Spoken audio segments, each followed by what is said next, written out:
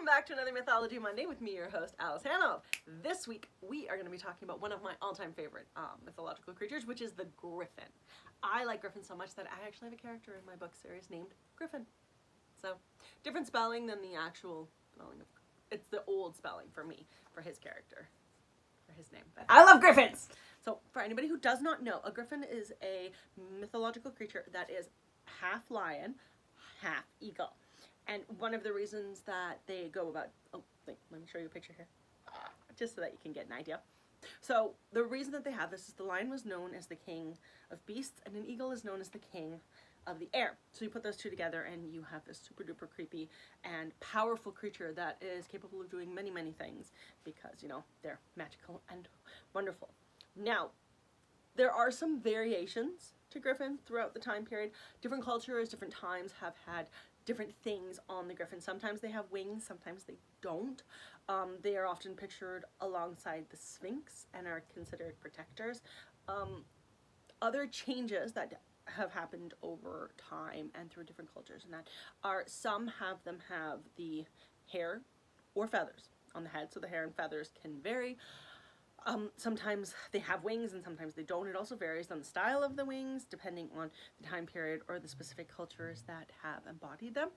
So, as I said, they're often seen with the Sphinx, which is like half cat, half bird, that kind of thing. And they're considered to function as protectors of sorts, and they're often depicted with tombs or sanctuaries because as a protector or a guardian, you want to put them somewhere sacred where you need that extra layer of protection to keep things appropriate. And what exactly, like if they had a different purpose or an exact purpose, that's been lost to history. We only know of them as protectors at this point in time. And so they've been around for a really long time. Most people believe that they came from the medieval ages, but in reality, there have been records that date them back as far as 2000 BC, specifically in Levant, which is the historical name for Eastern Mediterranean region of Western Asia.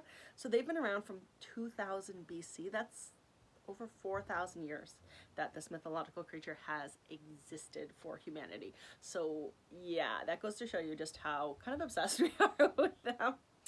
They did go and spread through Greece and Western Asia in the 13th century BC, but they are so much older than you would typically expect from this. And like I said, so many different cultures and different parts of history have them. They're in medieval ages, they're in Western cultures, they're in medieval Mediterranean type cultures. They're all over the place. And as I said, the roles vary from culture to culture, but the main thing that happens is they tend to be protectors of some kind. And I think most of the versions that I've seen have been winged, but I haven't gone that far back in the BC type research and that to see how other cultures specifically have envisioned them.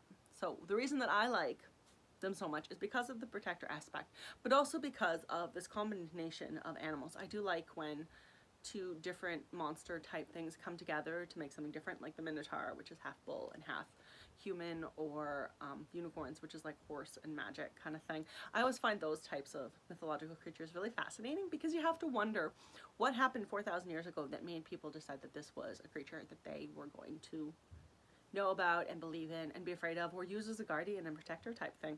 So I do find Griffins really fascinating and they're a lot of fun, and as I said, I have a character named Griffin, so I can promise you that there will be a Griffin showing up in my story of the head, the heart, and the air because I think they're amazing.